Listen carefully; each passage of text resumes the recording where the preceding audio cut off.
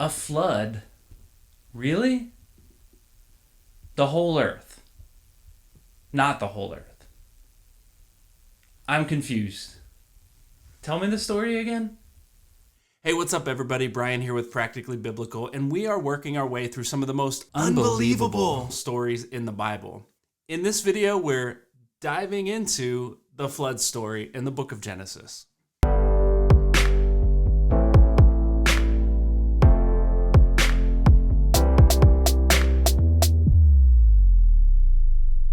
Hey, welcome to my channel. Here at Practically Biblical, we're all about sharing stories of Scripture through creative teaching and offering practical tools, tips, and insights to help you grow in your knowledge and understanding of the Bible. So if that's something you're looking for, consider subscribing and turning on your notification bell for new videos every Wednesday. Right now, we're doing a series of videos on a few of the stories in the Bible that have caused great intellectual stress for many who grew up hearing them, but at some point decided to start asking some questions. The stories as we heard them as children don't always provide the answers to our adult-sized questions. And unfortunately, the responses to asking honest questions has often been met with disdain or more answers that don't satisfy the curiosity, thus leaving us with two drastically different options. Stop asking the questions or throw out the answers with the rest of your faith. But I'm a firm believer that it's okay to ask honest and hard questions and still pursue Jesus. In fact, I don't think Jesus wants it any other way. He himself asked a lot of questions in order to make people think a little bit harder about what they believed and why they believed it. So if you've ever felt that struggle and have had some honest questions about any particular stories in the Bible, drop me a note in the comments or message me on Instagram and let me know what those are. Your questions may just become topics for some upcoming videos. Today we're talking about Noah's Ark and the Great Flood in Genesis. I'll give you a brief overview of the story and a few different ways that scholars interpret the story, but first I want to highlight some of the major questions surrounding it. The first question is the size of the flood. Was this flood universal? Did it cover the entire planet, or was it more of a localized flood and covered the land that people could see for miles at least in any direction? The second one is the animals on the ark. How did they all fit? How did they all get there? And how did they get redispersed once the flood was over? And what about the dinosaurs? And then the third question is the motives of God. Why would a loving God kill so many people?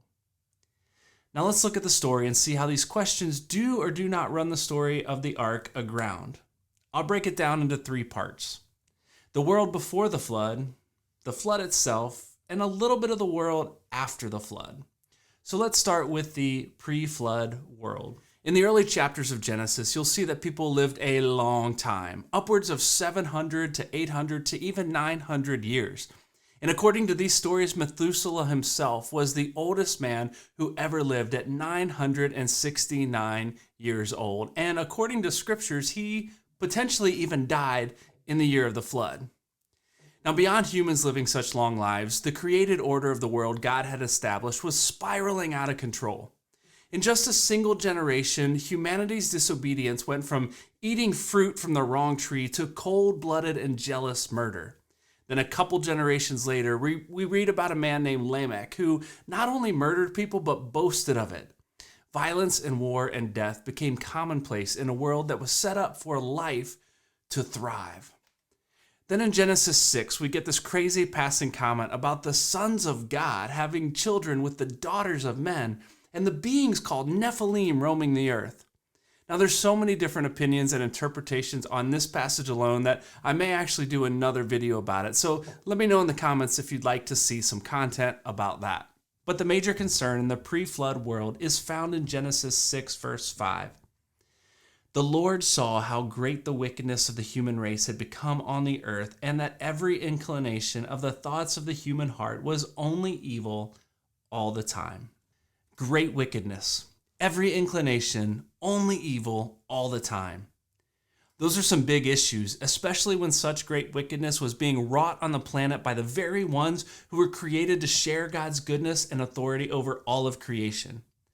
The text says that God was grieved, not angry, that he had created humans and he had a plan for a reset that included one man that we know by the name of Noah.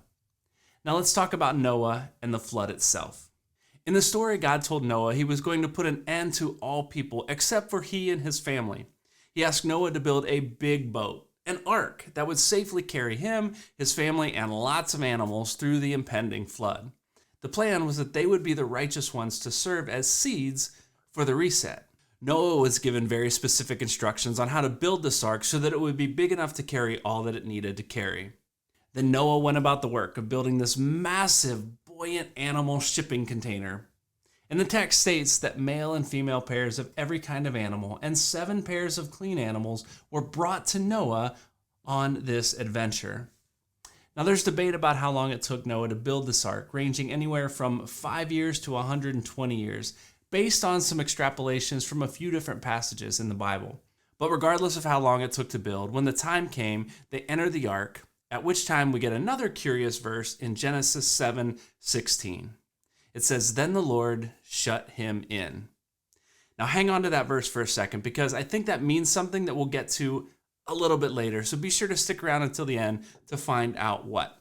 So the flood lasted 40 days and 40 nights, right? Well, no. Rain fell and waters rose for a period of 40 days and nights, but the text states that waters flooded the earth for 150 days before they started receding enough that the ark bumped into something below the water and it stopped. It was several weeks later that Noah even attempted to send a dove out to search for dry land. Now let's look at what the world was like after the flood. After a full year of being on the ark, Noah's family and the animals finally emerged and set foot on dry ground. Then the Lord gave Noah another command, to be fruitful and multiply and fill the earth. He established a covenant to never again curse the ground because of the evil in the human heart and never again destroy all living creatures in such a way. Interestingly enough, it wasn't long after that, even in the text, that we learn that humanity was back to its old, wicked, and evil ways. Now let's look at a few ways we can interpret and understand the text. But keep in mind, to do this appropriately, we can't look at it through our own lenses. We have to try and see the world from the author's perspective. What did he know about the world and how it worked? What did he believe about God?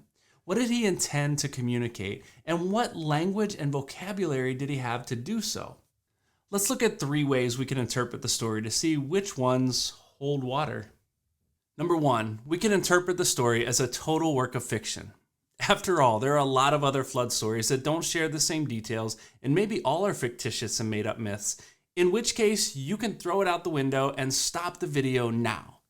But I'd invite you to at least stick around and explore a few other options, because of the fact that there even are other flood narratives from other civilizations from that part of the world seem to give at least a little credibility to the idea that there was once a lot of water in a place where there is very little now. Number 2, we can interpret this story as 100% literal. Maybe there was a worldwide flood that covered the entire world, even the peak of Mount Everest, that served as a judgment upon the wickedness of humanity. Maybe every kind of animal showed up: kangaroos and polar bears, bald eagles, chinchillas, and even, potentially, dinosaurs. But I think this is precisely where all the objections come into play. Some have attempted to explain it through both scientific evidence and simply through faith. And it may be true, but there are a lot of logical gymnastics we have to do for it all to make sense. So again, I'm not ruling it out. I'm just saying that I question even whether or not the author ever intended for the audience to interpret it that way. Which brings me to the 3rd way we could interpret this story.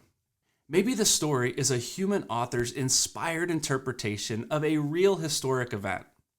Now, I've already mentioned that there are other ancient Near Eastern flood stories which give credence to there being a flood of some magnitude, whether that's worldwide or regional, that wiped out a large portion of the population of the world that they knew. And I know this presents some challenges, but challenges of a different kind, no doubt. This seems more than anything to shake the foundations of what many people believe about inspiration and authority of the scriptures. But I don't know that it needs to.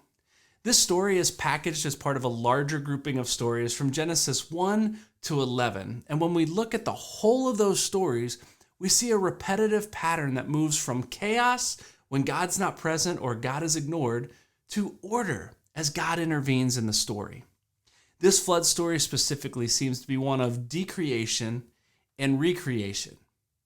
Let's compare it to the creation narrative in Genesis 1. In Genesis 1, we start with the Spirit of God hovering over the unordered and chaotic waters pre-creation.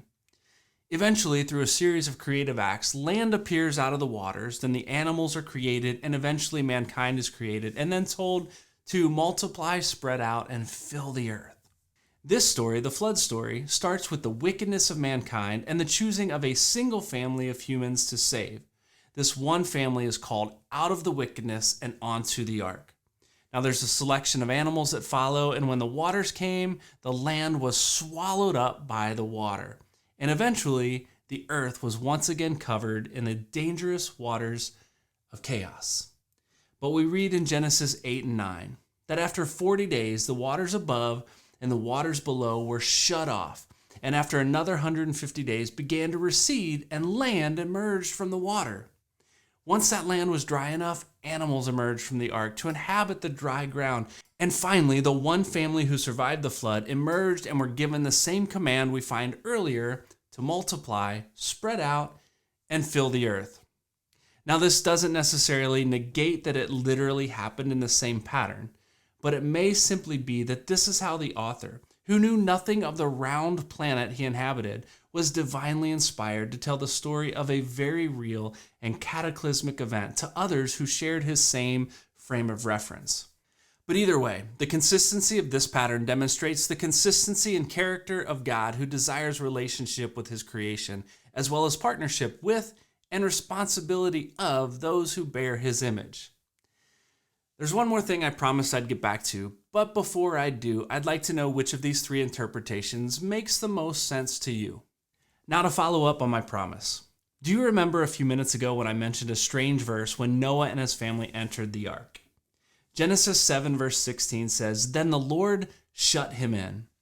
The ark was sealed. Noah and his family were cut off from the rest of the world, and they would stay there for months before it was safe to reemerge into the new life that God had for them. Now, this is another place where the argument for divine inspiration comes into play, because this story, unbeknownst to the author, is a picture of the messianic story of Jesus, though obviously in reverse, and it served as a contrast to what was to come. Let me explain.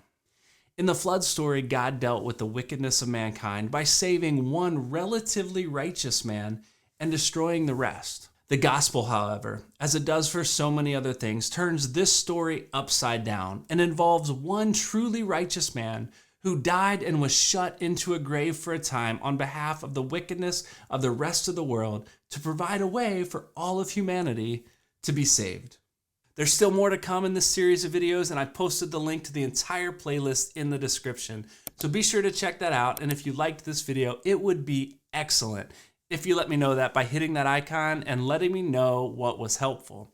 And if you didn't, well, I'd actually be glad to know that too, and maybe why you didn't like it.